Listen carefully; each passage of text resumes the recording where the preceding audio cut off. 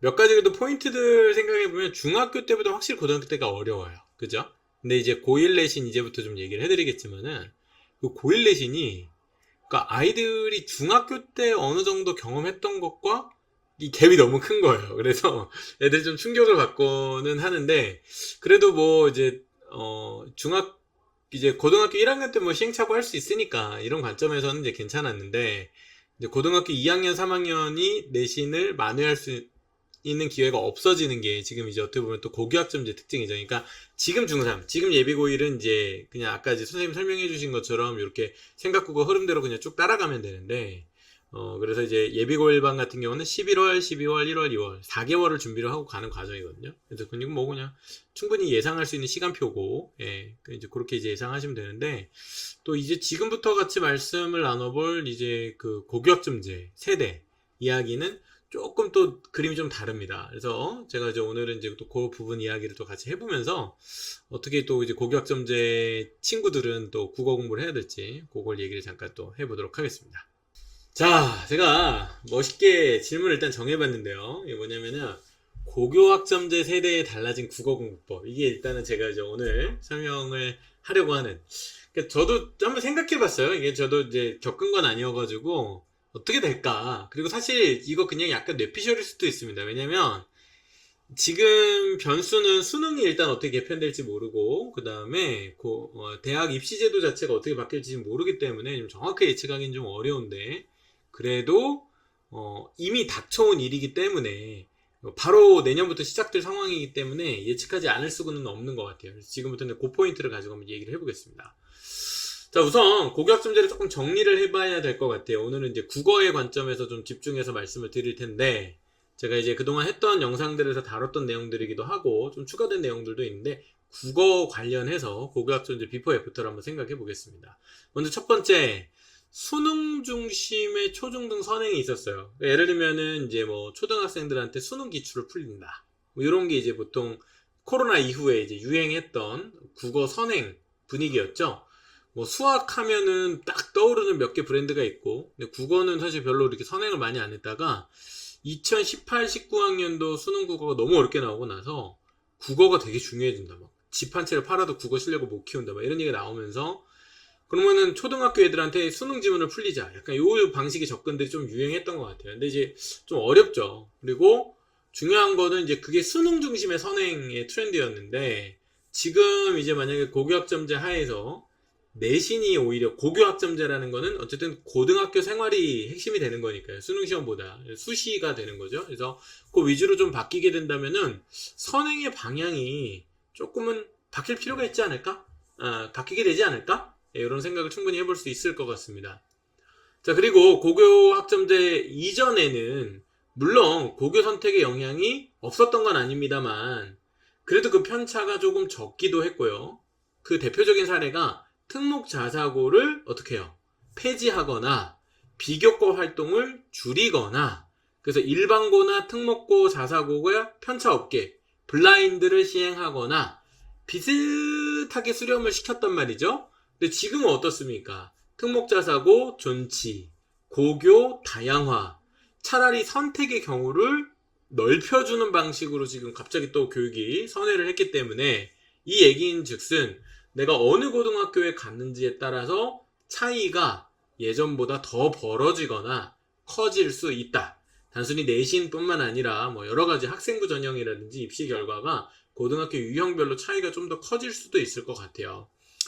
자, 그 다음에 뭐 세 번째 부분 보면은요, 국어 학습은 그럼 이제 어떻게 될까?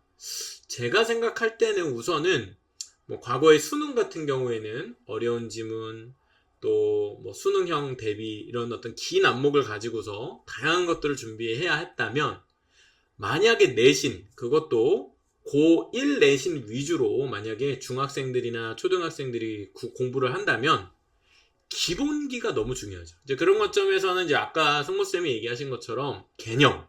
예를 들면 아까도 뭐 얘기 몇 가지 해주셨으면 뭐 서리법이 뭐냐 라고 할 때 답이 딱 나와야 돼요. 아까 뭐 숙명여고 내신할 때도 문법에서 막 의문 변동 부분 이게 무슨 얘기냐면은 예시가 없는 거예요. 예시도 없고 지문도 없어. 설명도 없어. 그냥 내 머릿속에 딱 있어야 돼.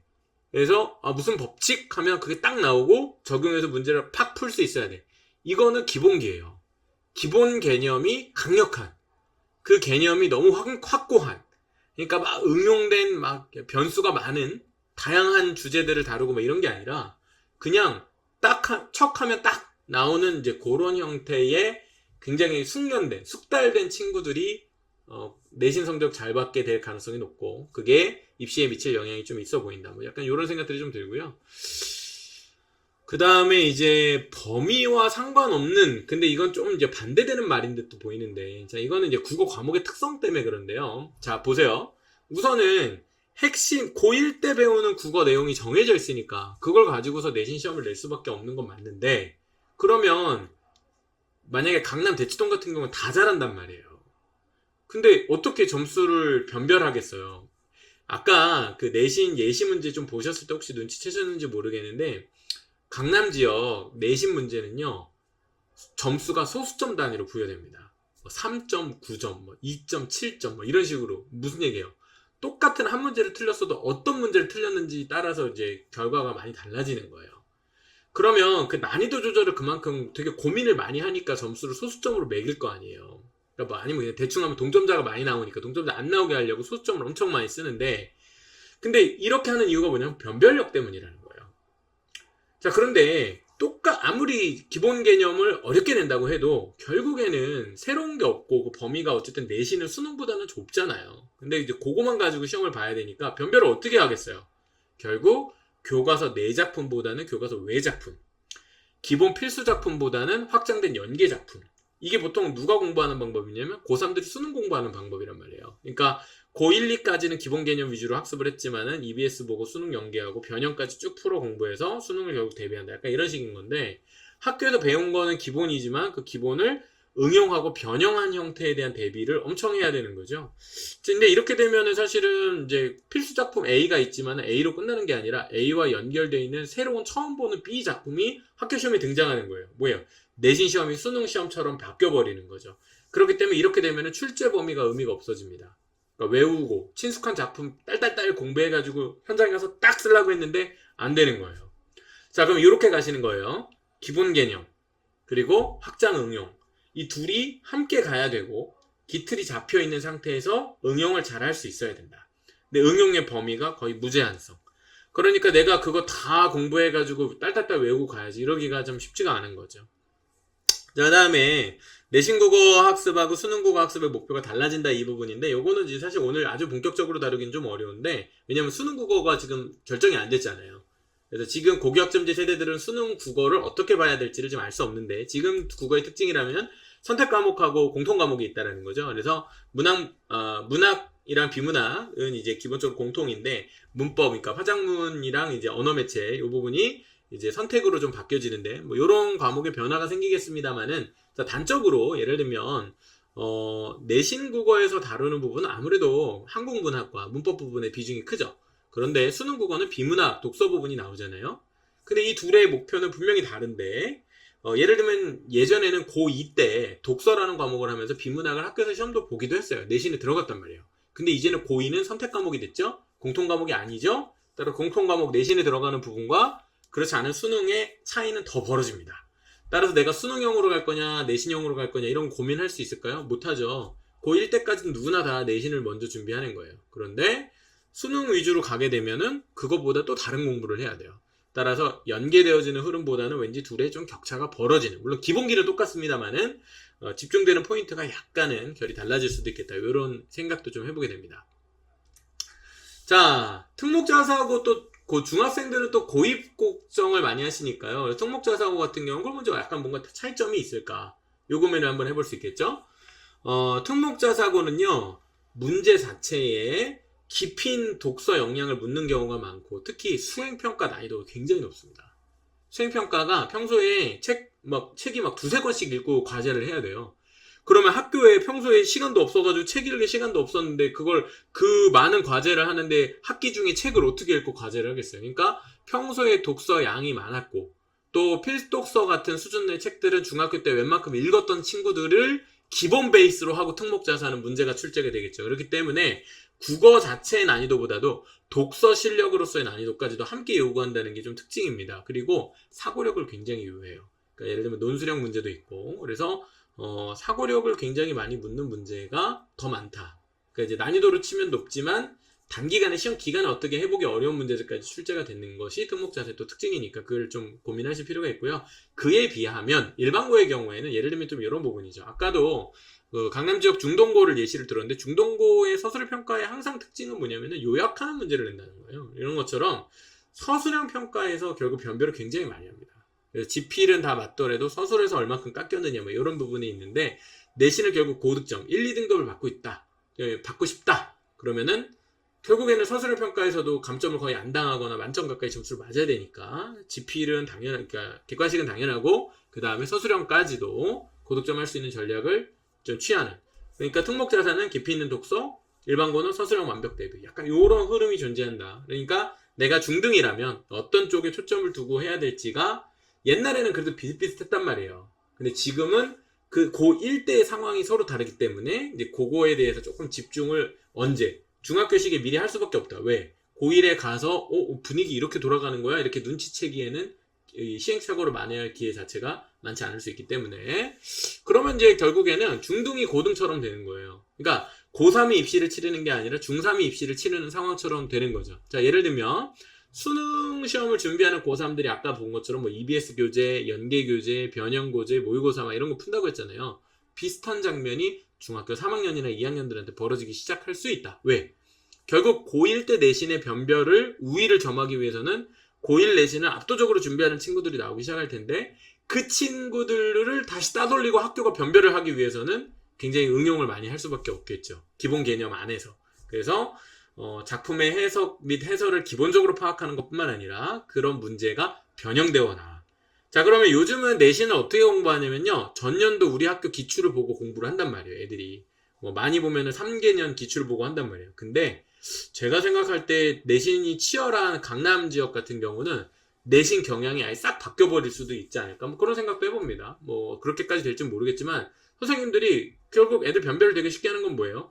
기출을 딸딸딸 준비해온 애들한테 물 먹이는 거거든요. 그러니까 아예 유형을 바꿔버리는 거죠. 따라서 애들로서는 대비할 게 너무 많아져요. 그럼 그거 다 대비할 수 있을까요? 못해요. 그래서 기본은 굉장히 강력하되 새로운 걸 만나도 당황하지 않는. 선생님 이거 우리 학교 유형이 아닌데요? 이런 식으로 공부하는 애들은 이제 점수가 잘 나올 수가 없겠죠. 네, 수능은 그렇게 공부하지 않거든요. 근데 어느 정도 기본 교재는 있겠지만 우리 학교 유형만 해야지 이걸로 대비가 안 될 거라는 거예요. 네, 그런 거. 그 다음에 중1부터 내신 시험이 강화되는 분위기가 지금 이미 포착이 많이 되고 있습니다. 그러니까 초6 정도 되면은 그러니까 이제 이게 무슨 얘기냐면은 초6이면 원래 이제 예비 중1이긴 하지만 예전엔 예비 중1이 시험을 안 봤단 말이에요. 그러니까 자유학기제, 자유학년제 때문에 중1은 뭐 일단 가서 일단 보자 이거 느낌이었는데 첫 시험의 부담감이 중1 때 생겨버렸어요. 지금 이제 벌써 올해부터 이제 중1이 시험을 보는 학교 강남은 거의 대부분 다 그러고 있고 내년이 되면은 아마 중1 1학기 때 내신 시험을 보는 학교들이 상대적으로 많아질 겁니다. 그럼 어떻게 돼요? 그냥 들어가자마자 시험 봐야 되죠. 그럼 언제 준비하기 시작합니까? 결국 초6 때 준비를 해야 되겠죠. 따라서 초6의 국어학습이 과거에는 이제 나중에 수능 잘 보기, 수능 1등급 맞자, 수능 국어 1등급을 받기 위한 선행을 초등 애들이 하는 거야. 그러면 이제 주변에서 뭐 그렇게까지 할 거 있어? 누구 엄마, 성우 엄마 막 이렇게 얘기하는 분위기였는데 지금은 그게 아니라 초6이 그냥 중1 내신 대비해야 되고 중등 과정 자체가 고1 내신에 포커스를 맞춘 내신형 공부를 하는 과정의 연계니까 중3은 당연하고 중2까지 그리고 중1과 초6은 거기에 대한 영향을 좀 받겠죠. 뭐 이런 분위기가 좀 나타날 것 같다. 자, 마지막 페이지인데요. 고1 국어 내신은 그래서 사실 난이도가 상승할 수밖에 없을 것 같아요.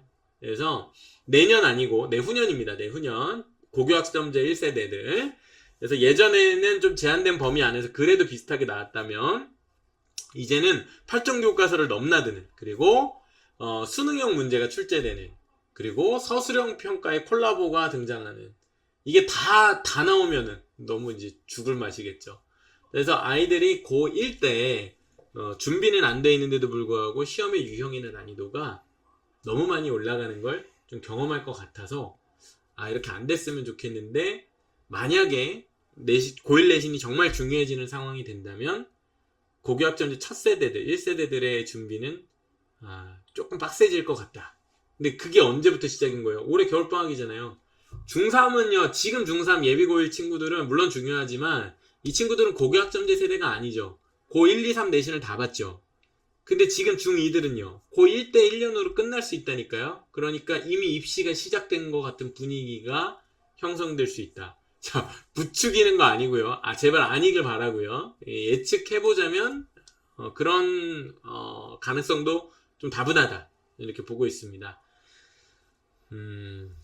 자, 그럼 이제 어떻게 대비를 해야 될까요? 일단은 제가 두 가지씩으로 좀 정리를 먼저 해놓고 설명을 드려볼게요. 그 다음에 좀 질문을 좀 받겠습니다. 이제 오늘 지금 이제 설명에는 대략 이제 방향은 좀 잡아드렸고 뒤에 예시를 좀 드리긴 할 텐데 지금부터 그 밑에 그 댓글로 좀 학년별로 궁금한 포인트 있죠. 오늘 좀 총론을 많이 말씀드려서 구체적인 궁금함에 대해서 답변을 좀 못 드렸을 수 있으니까 좀 질문을 남겨주시면 이따가 한 5분 내에 요거 마무리 짓고 QA를 한번 같이 해보면서 이야기 좀 나눠볼게요. 우리 승무쌤이랑 같이 답변을 좀 드려보겠습니다. 자, 먼저 고교학점제 세대는 어떻게 공부를 해야 될까요? 지금 중2 기준으로 한번 얘기를 해볼게요. 그러면 이제 예비 중3인데 이 친구들은 고교학점제 1세대예요. 그러니까 이제 첫 번째 매 타작을 맞는 거죠. 예비고일 내신 대비 전략이 좀 필요할 것 같습니다. 그래서 중3 때 예비고일에 대한 준비 부담이 그 윗학년들에 비해서는 좀 더 높아졌다. 요거는 이제 팩트인 것 같고요. 그러려면 고교 유형부터 결정하셔야 돼요. 따라서 특목자사 갈지 일반고 갈지 아니면 어떤 학교 갈 것인지에 대한 결정을 조금 미리 내리시면 좋겠어요. 할 수 있습니다. 결정은 할 수 있고요. 그래서 왜 그러냐면은 예비 중3 겨울방학을 어떻게 보내야 되는지에 대한 방향을 아까 제가 얘기했지만 뭐 특목자사는 뭐 깊이 있게 독서하고 근데 이제 일반고 갈 거면은 서술형 평가 아니면 그 학교 유형 물론 바뀔 수 있지만 뭐 이런 거 대비해야 되니까 일단 고등학교부터 빨리 정하자. 이거를 좀 먼저 말씀을 드리겠고요. 자, 그 다음에 현 중1들은 1년 정도 약간 선배들이 어떻게 매를 맞는지를 좀 보면서 관찰을 할 수 있어요. 그러니까 약간 좀 시간이 좀 여유가 있는데 대신에 반박자 입시 분위기가 좀 빨라졌다. 그러니까 고등 과정에서의 결정이 아니라 중등 과정에서 고등을 대비해야 되는 부담이 좀 커지고 입시가 분위기가 좀 빨리 내려왔다. 자, 문학문법 기본기를 저는 확실하게 다지도록 그러니까 문제 많이 풀고 방방하게 막 벙벙하게 넓게 자꾸 범위를 벌리는 것보다 기본 개념을 확실하게 익히는데 좀 초점을 두셨으면 좋겠습니다. 단단하게요. 예를 들면 막 의문의 변동 뭐야? 그게 뭔 소리예요? 이렇게 하는 게 안 되고 툭 치면 탁 하고 나오는 것처럼 기본 개념. 저는 이걸 스키마라고 부르는데 국어에 스키마가 있다면 문법 스키마, 문학 스키마가 완벽하게 좀 갖추어져 있는 체계를 중2 정도라면 좀 갖추시기를 좀 그걸 좀 권해드리고 싶고요. 그 다음에 이제 특목자사 및 상위권 학생들은 아까 말씀드린 것처럼 독서에 좀 힘을 쏟아야 됩니다. 그러니까 예를 들면 지금 중2들은 좀 이미 다 컸잖아요. 이제 중3이니까 뭐 이제 거의 이제 막바지라고 보면다면 지금 중1, 이제 중2가 될 친구들은 그래도 1년여 동안에 역량을 강화할 기회가 있어요. 저는 독서에 좀 더 힘을 실으라고 오히려 말씀을 드리고 싶습니다. 따라서 예비 중2가 되는 친구들의 경우에는 국어에 대한 불안감 가지실 필요보다는 차라리 문학과 비문학이라고 하는 주 영역을 아주 강력하게 독서로 책을 읽어감으로써 그 기초를 토양을 튼튼하게 다져놓으시기를 저는 추천을 좀 드리겠고요. 그 다음에 지금 초6은 이게 결국 어쩔 수 없이 지금 예비 중1 과정을 대비를 해야 되다 보니까 내가 가는 중학교가 아직 정해져 있지는 않지만 그 학교가 1학기 때 문법 시험을 보게 될 수 있어요. 요걸 좀 염두에 둔다면 초6의 겨울방학이면은 이제 예비 중1 겨울방학 때 아무래도 국어 문법 부분을 봐야 될 필요가 평소보다 좀 많아질 수밖에 없다. 이렇게 좀 됩니다. 그러니까 작년까지만 해도 겨울방학에 문법 특강을 저희도 하거든요. 문법 특강 들을까요? 예비 중1인데 들으시면 도움이 될 거예요. 였는데 지금은 아마 들으셔야 될 것 같아요. 왜? 시험을 바로 보시게 될 거거든요. 시험 중2 때 처음 보는 거 아닌가요? 아닙니다. 중1 때 보는 걸로 지금 분위기가 바뀌었습니다. 왜? 자유학년제가 아니라 자유학기제로 바뀌었기 때문에 1학년 2학기 중에 한 번은 시험 보게 됐는데 그게 1학기일 가능성도 있습니다. 이렇게 얘기를 할 수밖에 없는 거죠. 학교가 안정해진 이상. 그 다음에 저는 독서를 한다면 특히 문학 부분을 의외로 좀 강조를 드리고 싶어요. 그러니까 비문학 중요하다는 생각이나 논리적인 분석, 독해 뭐 이런 거 이제 아무래도 수능에서 1등급 맞으려면 그런 게 좀 중요했던 게 맞는데 지금 내신 위주로 틀어지잖아요. 그럼 저는 오히려 문학 감상에 더 힘을 쏟으라고 얘기를 하고 싶어요. 문학이 점점 어려워집니다. 그러니까 문학은 범위가 어려워서가 아니죠. 약간 모호하거나 난해한 느낌 때문에 그렇죠. 아까 이제 제가 승무쌤의 시를 딱 정확히 맞죠. 저는 이제 잘하는 거죠. 딱, 아니, 얼굴이 노래지는데 왜, 뭐 헤어진 사람이 왜 얼굴 노래, 딱 답이 나와야죠. 이게 뭐예요? 이거 결국 규칙이고 약속이거든요. 우리가 문학도 법칙이 있어요. 이게 마음대로 나오는 게 아니에요. 그냥 제가 느낌으로 하는 게 아니고, 제가 의사소통했잖아요. 이게 왜 되는 거예요? 그게 정해진 규칙들을 저는 이미 익히고 있는 거예요. 그럼 뭘 통해서 그랬을까요? 제가 뭐 책 보고 암기했을까요? 그게 아니에요. 독서죠. 이게 독서인 거예요.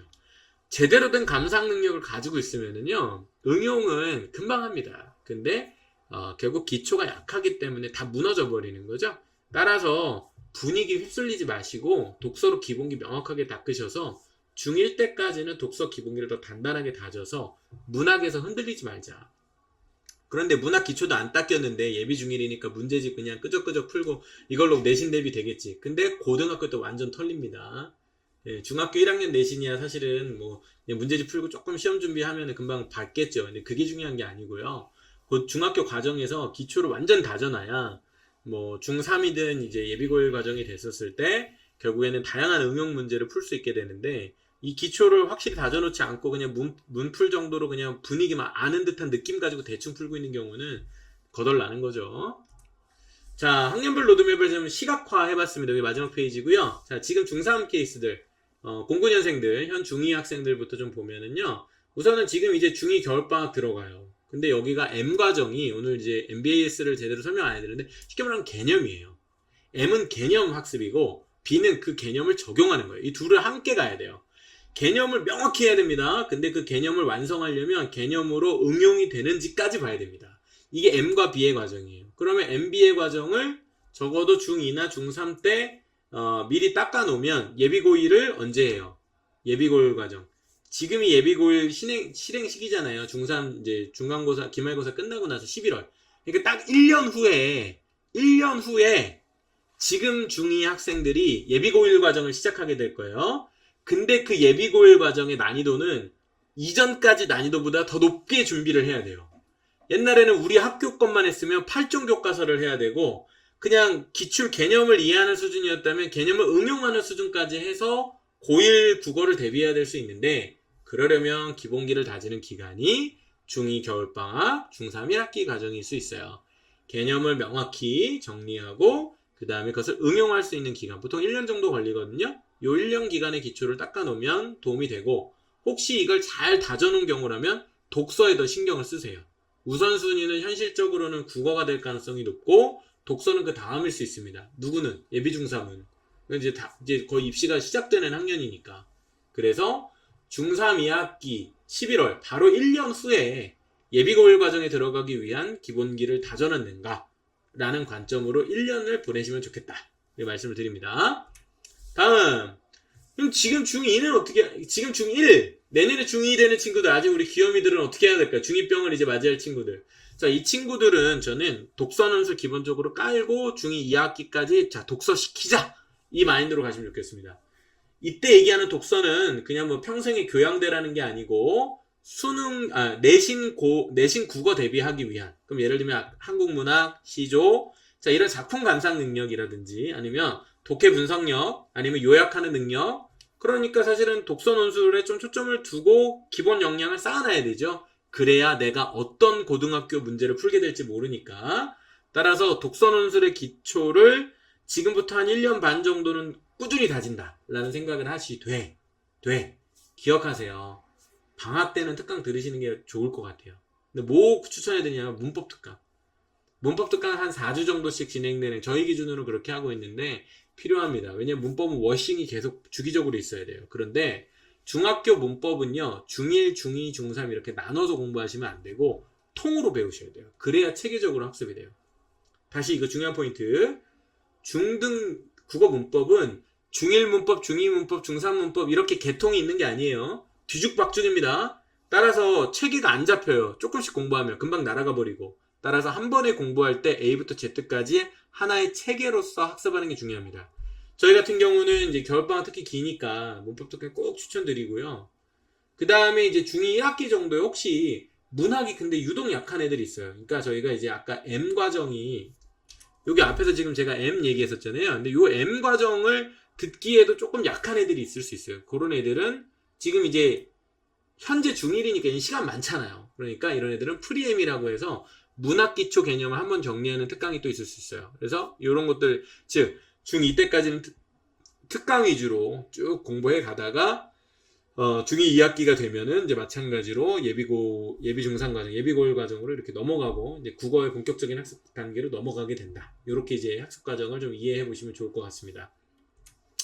자, 그거보다 어린 친구들이 있어요. 지금 초등학교 6학년 친구들, 아직 중학교 안 간 친구들. 그럼 이 친구들은 중학교 2학년 때까지 거의 2년 가까이 독서에 깊이 토대를 놓을 수 있다. 이렇게 좀 생각을 해보실 것 같아요. 그러니까 독서 논술 해야 돼요, 국어 해야 돼요, 이런 게 맨날 고민이시잖아요. 제가 그러니까 답을 정해드리는 거예요.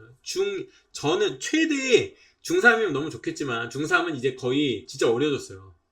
저는 독서 논술을 대치동에서 학원 한다니까요. 근데 당연히 독서 논술 하라고 하고 싶겠죠. 근데 그게 아니고 저는 독서 논술 학원도 하고 국어도 하니까, 그러니까 애들의 상황에 맞춰야지 학원의 입장에 맞추면 안 돼요. 독서 논술 학원 가니까 독서 논술 하라 그러고, 국어 학원 가니까 국어 학원 가라 그러고 그러잖아요. 그래서 제가 두 개 다 해보는 거예요. 독서 논술은 독서 논술대로, 국어는 국어의 관점으로 각각 고민해보자. 그런데 만약에 저희 애라면 저는 중학교 2학년 때까지 진짜 독서에 매진하게 시킬 것 같아요. 기본을 단단하게. 대신에 개념은 잡아야 돼.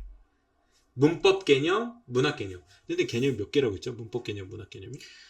저희가 200개를 추렸고요. 중등에서 이제 수능까지 이어지는 개념, 그래서 문법 128개, 문학 128개, 문법 72개. 이게 어떻게 공교롭게 합치면 200개 정도 되거든요? 그러니까 이게 어떻게 보면은 문법 스키마, 문학 스키마예요. 그게 200개 정도 되는데 그거는 학습을 해야 돼요. 명확히. 그러니까 본격적인 국어학습 들어가기 전에. 그게 특강입니다. 따라서 그냥 독서에 힘쓰다가 방학 때는 국어 특강 하는 게 좋겠다. 그러면 국어 특강의 목적이 뭐야? 이게 정확해야 돼요. 그냥 막 문제를 많이 푸는 거? 안 돼요. 그런 거는 남지가 않고 개념이 잡히는지를 보셔야 돼요. 개념이 잡히는지.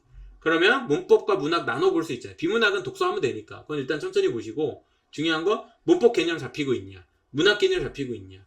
그리고 예비 중1들의 경우에는 이제 진짜 중학교 1학년 때 내가 가는 학교가 작년까지는 시험 안 봤는데 1학년 1학기 때 시험 볼 수 있기 때문에 시험 대비를 실질적으로 1년 빨리 할 수밖에 없는 상황이 돼버렸다. 이 부분을 가지고서 로드맵을 좀 짜 가시는 게 좋을 것 같습니다. 자, 요거는 이제 수업 문의하시는 전화번호고요. 뭐 사실 어디로 전화하셔도 저희 내부적으로 다 연결돼 있어 상관없는데, 또 혹시나 뭐 여기 해당하시는 부분들에 대해서 구체적인 궁금함이 있으시면은 캡처해 두셨다가 요거 가지고서 수업 문의 주시면 되겠습니다.